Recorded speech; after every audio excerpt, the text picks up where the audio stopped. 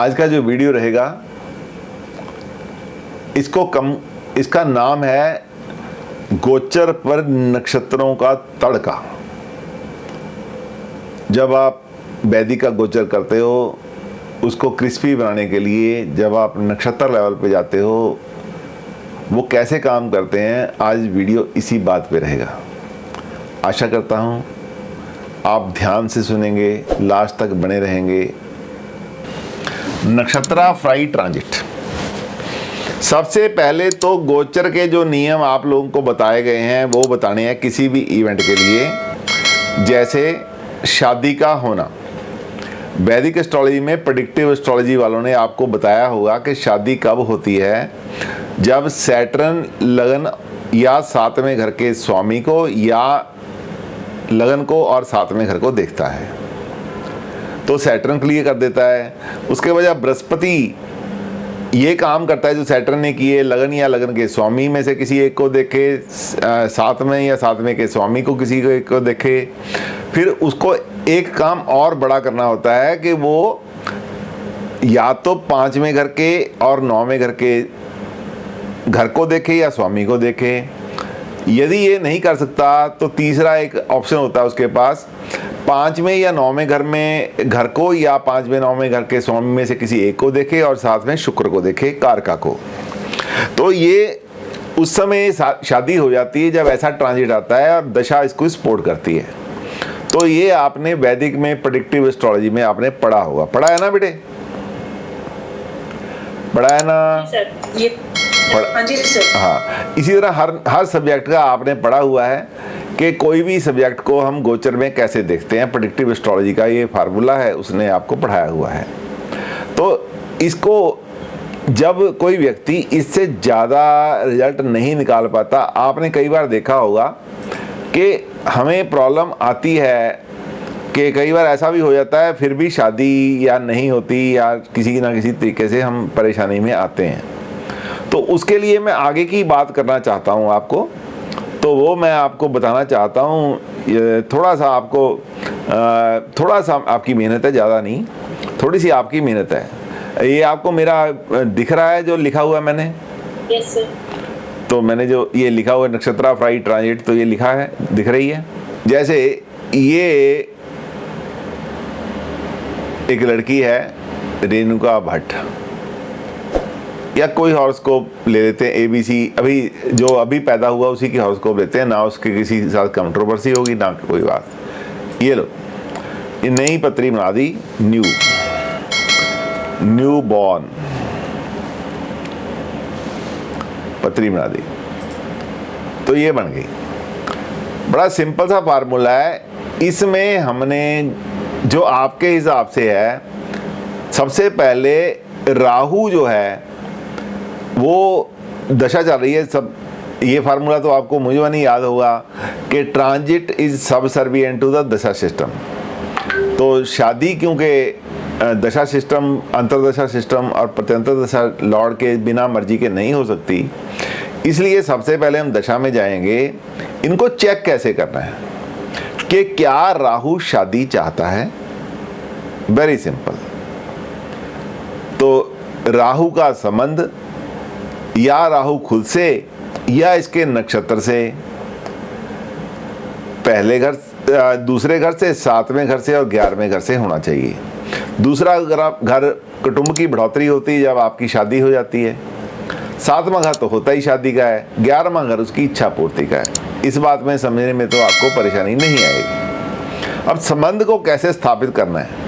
जैसे ये राहु है जी, राहु यहाँ दूसरे घर में बैठा है, इसका मतलब दूसरे घर से तो इसका संबंध हो गया है। शादी का कारका प्लैनेट कौन होता है, बताएगा कोई? जुपिटर। शुक्र बेटे, शुक्र शादी का प्लैनेट है, कारका शुक्र है। और लड़कियों के लिए बृहस्पति पति का कारक है, ना कि शादी का कारक है। डिफरेंस है इसमें बहुत बड़ा। शुक्र शादी का कारक है, बृहस्पति पति का कारक है। Quality of Brihaspati tells about the husband of the native, female native, and जो शुक्र है that tells the quality of marriage. मेरी बात समझ गए? डिफरेंस आपको समझ आ गया बेटे? बोलो हाँ या ना, समझ आ गया? यस। हाँ, ओके। तो अब उसमें क्या है, तो दूसरा घर कुटुंब का होता है, जब आप सिंगल से डबल हो जाते हैं। 7वां घर प्राइम हाउस ऑफ मैरिज होता है। 11वां घर शादी का होता है। वीनस इज कारक फॉर द मैरिज। सपोज करो इस बच्चे की जो अभी पैदा हुआ है, हमने देखना है कि शादी कैसी होगी। शादी किसी भी तरह की होगी, हो सकती है बुरी, हो सकती है अच्छी, हो सकती है। सबसे पहले क्या होता है, शादी की एलिजिबिलिटी क्राइटेरिया बनाएंगे। जैसे अब राहु का मैं आपको वैसे बता देता हूँ, सब्जेक्ट शुरू हुआ है। राहु यहाँ शुक्र के नक्षत्र में है, तो राहु का संबंध शुक्र से हो गया, शादी से हो गया। राहु दूसरे घर में है तो इसका संबंध तो है ही है। उसके आगे बृहस्पति की दशा चल रही, बृहस्पति लग्न में बैठा है, 5वें घर को देख रहा है, 7वें घर को देख रहा है, 9वें घर को देख रहा है, शुक्र को देख रहा है। इसका मतलब बृहस्पति की शुक्र की है। यदि ये बच्चा अभी शादीशुदा उम्र का होता तो इसकी शादी तय थी। तो क्योंकि शादी का एक फैक्टर ये है कि देश काल पात्र के साथ उसकी एलिजिबिलिटी को नापना होता है। दशा, देश काल पात्र, देश जिस देश में आप रहते हैं वहाँ का कानून क्या कहता है। उसके बाद काल, जो आपका समय है, वो समय के हिसाब से दुनिया क्या कहती है। दुनिया चाहती है कि बच्चा जब तब शादी करो जब वो कमाने लग जाए, मैच्योर हो जाए, अपने पाँव पे खड़ा हो जाए। तो इसका मतलब गवर्नमेंट चाहती 21 के बाद शादी करो, लेकिन अलग अलग समाज हैं, कोई 21 में कर देता है, कोई 18 में कर देता है, कोई 30 में करता है, कोई 28 में करता है। उसके हिसाब से उसकी एलिजिबिलिटी होनी चाहिए। यदि ये बच्चा 28-30 साल का होता तो अब ये शादी की उम्र बनती थी, क्योंकि बृहस्पति और अंतर्दशा इसका सपोर्ट कर रही है। ओके, राहु और बृहस्पति इनकी सपोर्ट कर रहे हैं।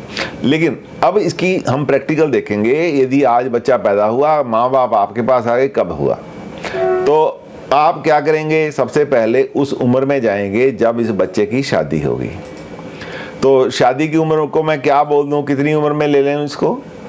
22 में। आप, ऐसा है, आप कहाँ रहते हैं? सर हैदराबाद। हैदराबाद। क्या यहाँ 22 में शादी होती है आपके यहाँ?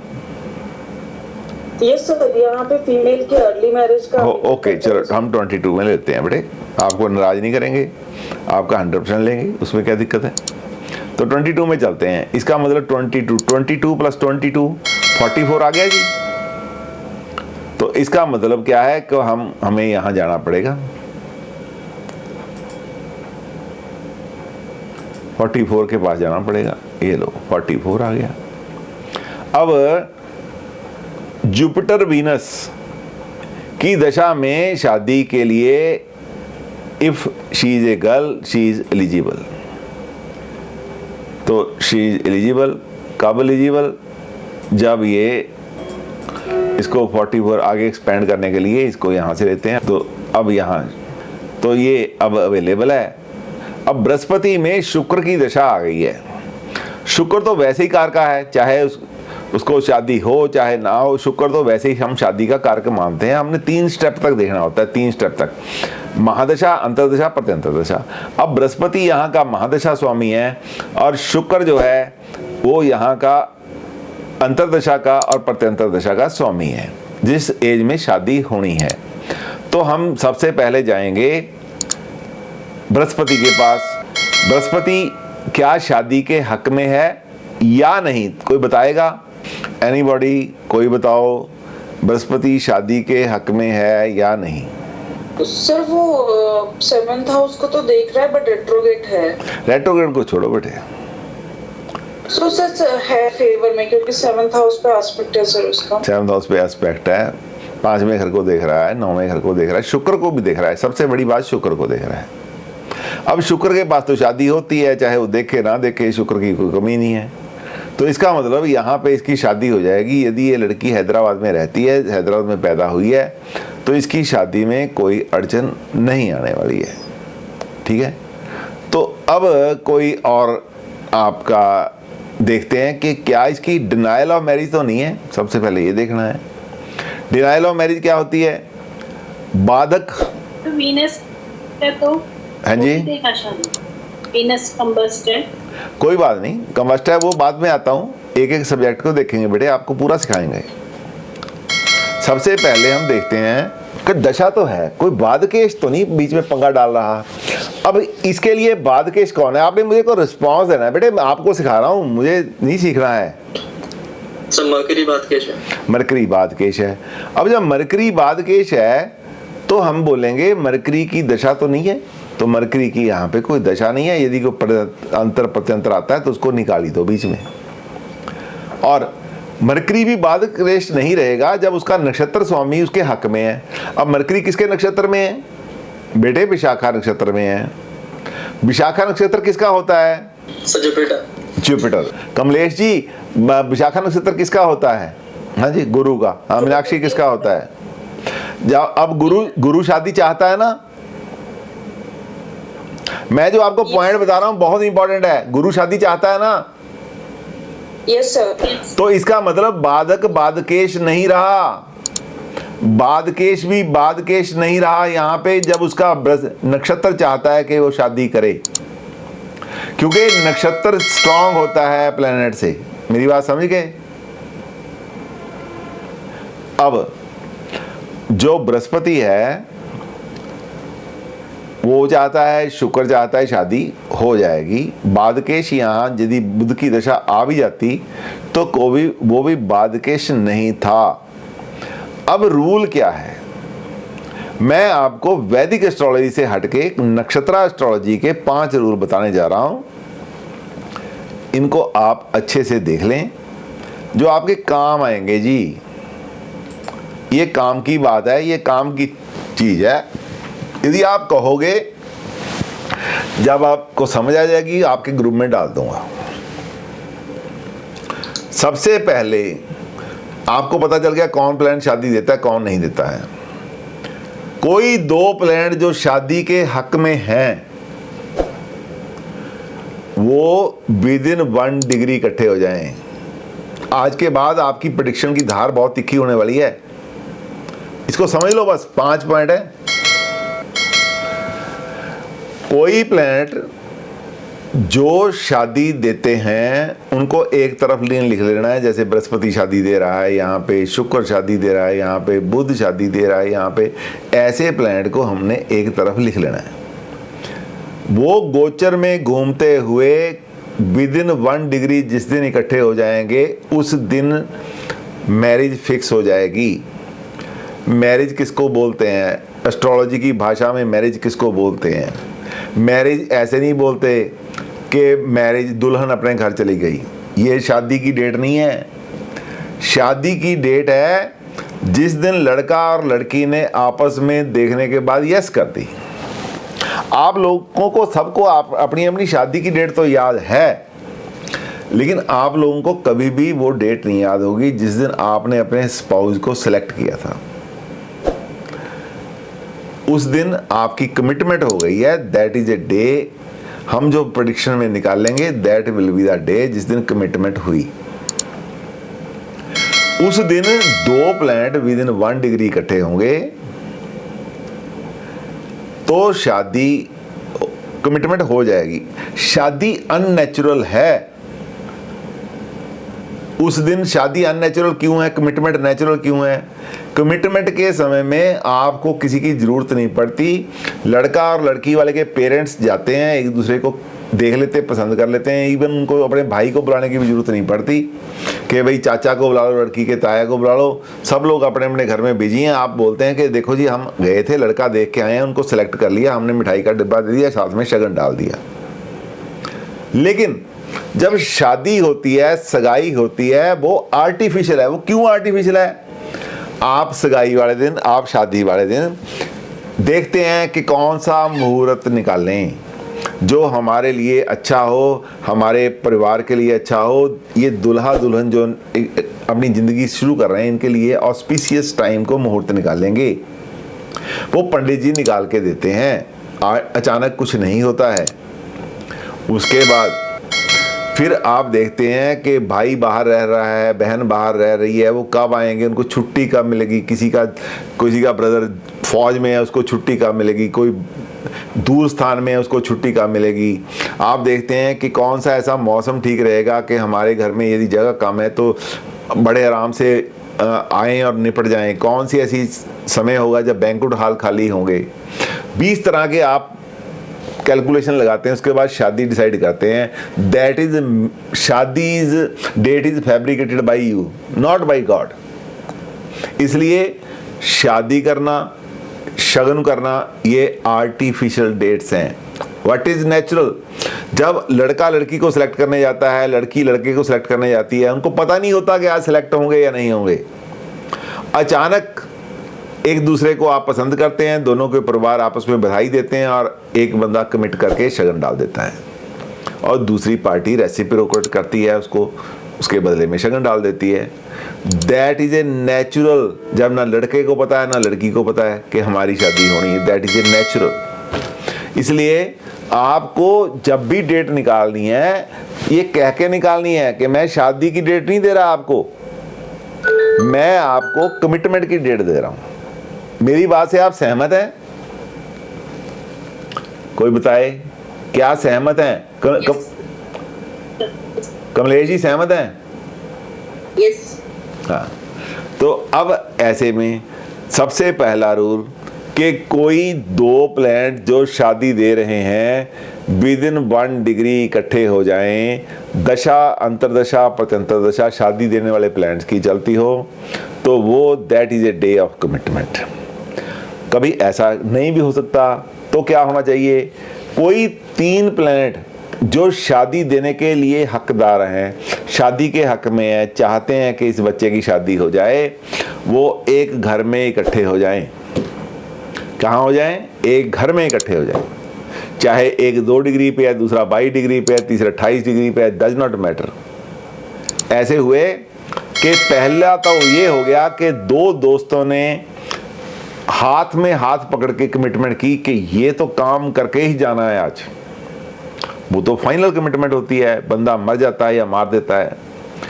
लेकिन जब दूर दूर बैठे हैं, एक कमरे में लोग बैठे हैं, एक सोफे पे बैठा है, एक बेड पे बैठा है, एक चेयर पे बैठा है, एक कमरे में है, वो डिसाइड करते हैं कि नहीं आज तो ये काम करना है, तब भी काम हो जाता है। और एक काम और होता है, जब ये प्लैनेट तभी शादी दे रहे हैं ना जब ये नेटल पोजीशन में बैठे हैं।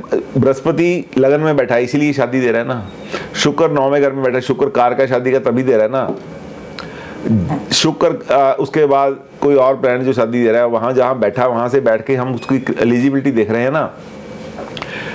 तीसरा पॉइंट यह है कि जब ये अपनी नेटल पोजीशन के ऊपर से ट्रैवल करते हैं गोचर में, शुक्र के ऊपर से शुक्र गोचर कर रहा है, बृहस्पति गोचर कर रहा है, और जो प्लैनेट दे रहा है राहु कर रहा है, राहु के ऊपर से राहु गोचर कर रहा है, तब भी शादी हो जाती है।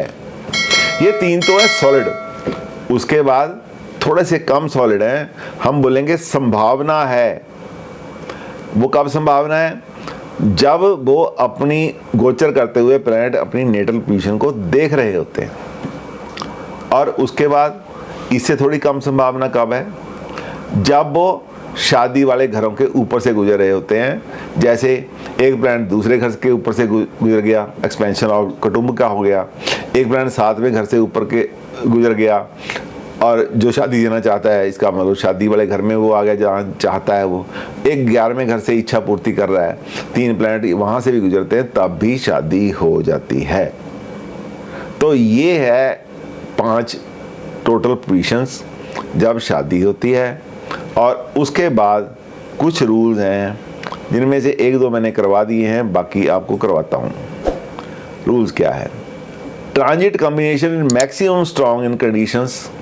नंबर 1 जो सबसे ऊपर का है, सबसे स्ट्रॉन्ग है, उसके कम दूसरा नंबर पे पॉइंट जो मैंने आपको बताया वो स्ट्रॉन्ग है। तीसरे नंबर पे उससे कम, चौथे पे उससे कम, 5वें वाला सबसे कम स्ट्रॉन्ग है। पहले को हम बोलेंगे अवश्य भावी, दूसरे को भी बोलेंगे अवश्य भावी, तीसरे चौथे 5वें को हम संभावना बोलेंगे। We cannot ignore the role of badhak and badhakesh. जब भी कभी बाधक या बाधकेश की दशा आती हो, अंतरदशा होती हो, या तो वो उसका नक्षत्र शादी के हक में हो तब काम बनेगा, नहीं तो उसका कोई ना कोई इलाज आपको करना पड़ेगा, कोई उसका जाप करना पड़ेगा, कोई दान पुण्य करने के बाद ही शादी होगी। कारका इज नो मोर कारका for a particular event if negates the event. शुक्र कारका है शादी का, लेकिन वो तभी कारका है यदि वो शादी को निगेट नहीं करा। निगेट कैसे करेगा? शादी के नेगेटिव घर कौन से हैं? दूसरे घर का 12वां कौन सा है? पहला।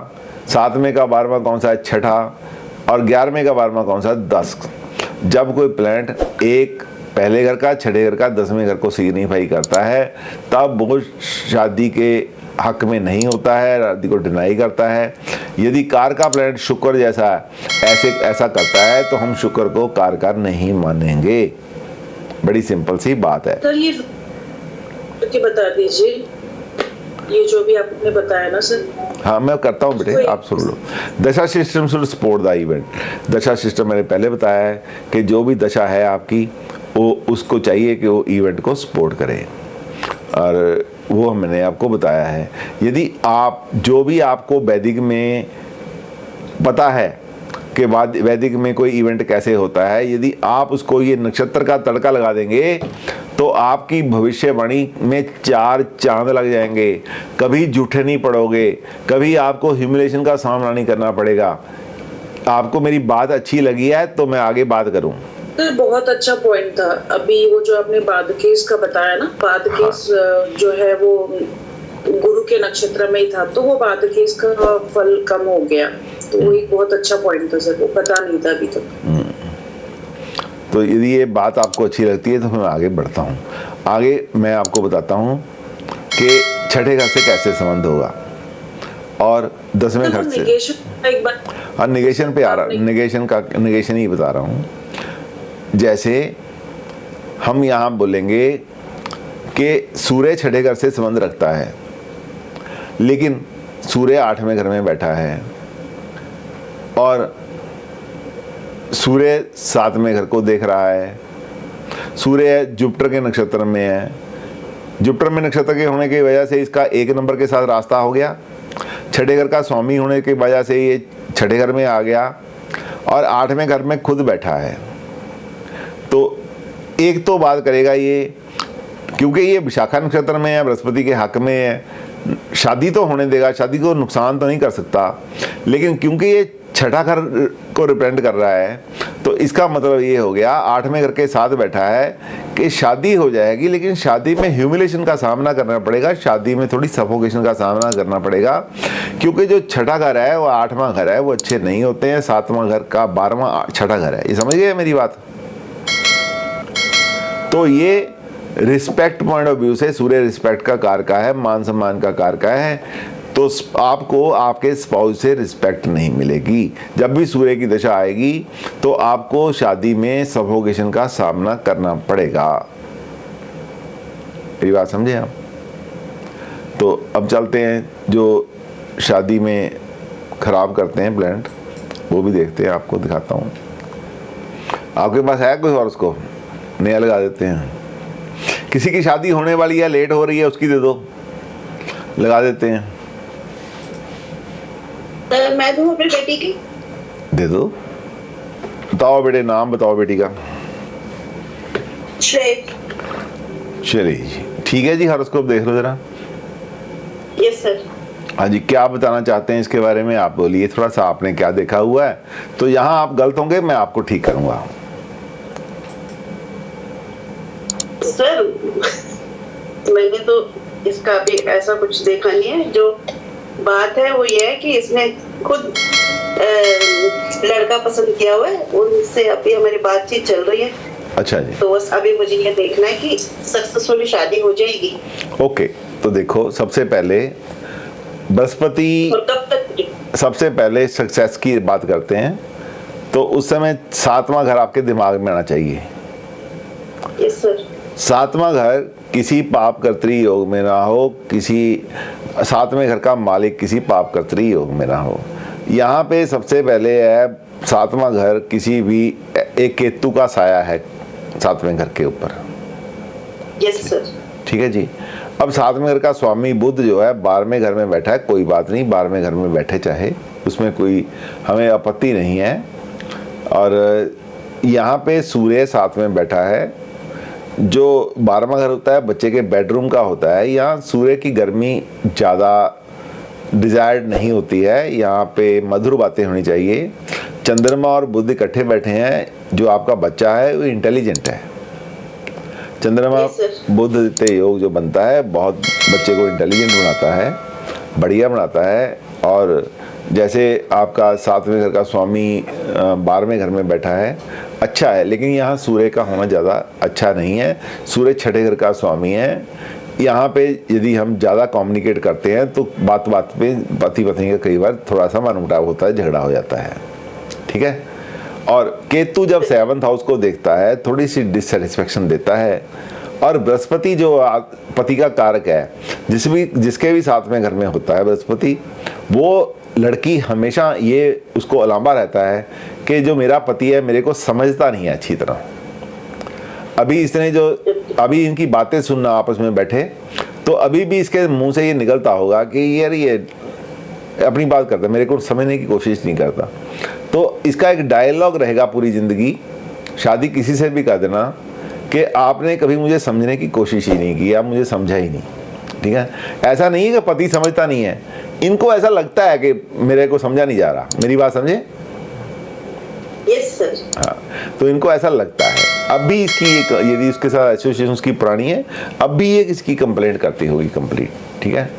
और उसके बाद तो ये थोड़ा सा 2 चीज़ें हैं इनके 12वें घर में सूर्य का होना, और वो सूर्य 6ठे घर का स्वामी होना अच्छा नहीं है। 7वें घर के साथ बैठा है और बुध की ही महादशा चल रही है, बुध की ही, हाँ जी, और बुध की ही महादशा चल रही है। और बुध बृहस्पति का कारक है जो 7वें घर में बैठा है। मेरी बात समझे आप? तो ये फैक्टर इसका थोड़ा सा वीक है, लेकिन लव बर्ड है, आप कुछ कर भी नहीं सकते। अब शुक्र बुध के नक्षत्र में बैठा है, देखो कैसे कैसे इसने संभाला हुआ है बुध को। शुक्र जो कारक है शादी का कारक है, वो बुध के नक्षत्र में बैठा है और राहु उसको देख रहा है, राहु उसको देख रहा है। तो इसलिए ये फैक्टर थोड़ा सा इसका अच्छा नहीं है। लेकिन ऐसा है कि लव मैरिज इसलिए हो रही है कि जो चंद्रमा है 5वें घर का स्वामी, वो बृहस्पति के नक्षत्र में है और बृहस्पति 7वें घर में बैठा है। और क्योंकि जो शुक्र है वो रेवती नक्षत्र में बुध के साथ वहाँ बैठा है, सूर्य भी वहाँ बैठा है, इसलिए थोड़े से प्रोटेस्ट के बाद घर वाले जो हैं वो बड़े आराम से मान जाते हैं। Yes sir. तो ये इसकी वहाँ पे हम देखते हैं कि घर वालों की मंजूरी मिलेगी या नहीं मिलेगी। तो मंजूरी तो मिलेगी, कोई फ़र्क नहीं पड़ता। 9वें घर में जो सन है वो 12वें घर में लगन के 7वें घर के स्वामी के साथ बैठा है और चंद्रमा भी वहाँ बैठा है आपका बच्चे का, तो मिल तो जाएगी। लेकिन 6ठे घर का स्वामी होने की वजह से सूर्य 6ठे घर की स्वामी होने से पिता की तरफ से थोड़ी सी रेजिस्टेंस आती है। सर पिता मतलब कि बॉय का या गर्ल का? पेरेंट्स, ये जो है ना यहाँ पे इसका 7th हाउस है, ये बुध जो है ना ये 7th हाउस के साथ बैठा है। तो ये ऐसा बनता है। बाकी दूसरी बात ये है कि आपका बेटी है जो इसका चंद्रमा थोड़ा कमज़ोर है, चंद्रमा बृहस्पति के नक्षत्र में है, बृहस्पति खुद भी कमज़ोर है। तो इसलिए बहुत ज़रूरी है कि इसको आप इसके चंद्रमा को स्ट्रॉन्ग करें और शुक्र को बृहस्पति को स्ट्रॉन्ग करें। कारण ये है बृहस्पति लगन का स्वामी है और 10वें घर का स्वामी है। यदि ये स्ट्रॉन्ग रहेगा तो आपका जो फिजिकल हेल्थ है बच्चे की वो बढ़िया रहेगी। यदि कमज़ोर होता है तो फिजिकल हेल्थ कई बार ख़राब हो जाती है शादी के बाद। दूसरी बात यह है चंद्रमा कमज़ोर स्ट्रॉन्ग रहेगा तो मन जो है बड़ा सॉलिड रहेगा, छोटी मोटी बातों का ध्यान नहीं देगी और शादीशुदा ज़िंदगी है बड़े आराम से कटेगी, ठीक है। और जब बृहस्पति कमज़ोर होता है 7वें घर में बैठा है तो कई बार ऐसा होता है कि बृहस्पति लगन को भी देख रहा है, तो कई बार ना बंदा अपनी जुबान से अचानक शब्द उसके निकल जाते हैं जो कड़वे होते हैं, सामने वाले को तंग करते हैं, ठीक है जी। और यहाँ पे पति का कारक है, पति भी बोल सकता है जो सामने वाले को तंग करते हैं। शब्द लव बर्ड जो होते हैं उनको पहले तो ये बातें बुरी नहीं लगती, लेकिन बाद में थोड़ी मुश्किल लगने लग जाती हैं। तो ये इनकी हॉरोस्कोप है, अदरवाइज बढ़िया है। तो अदरवाइज सर इनके ऐसे ग्रह बन रहे हैं इसके कि अभी जैसे हम शादी का हाँ देखो, मतलब बातचीत करेंगे। देखिए मैं आपको वही बता देता हूँ, सैटर्न यहाँ पे चल रहा है, इनका गोचर देखो, दशा तो पहले बुध की चल रही है, शादी दे रही है, उसमें तो कोई दिक्कत नहीं आई, ठीक है ना। Yes sir. और यहाँ पे करते हैं गोचर, आपको दिखाता हूँ, ये गोचर है। तो गोचर में क्या हो गया, गोचर में आप देखो सैटर्न जो तीसरे घर में बैठा है और यहाँ चल रहा है सैटर्न इस समय गोचर में, तो इस लगन को देख रहा है सैटर्न, ठीक है।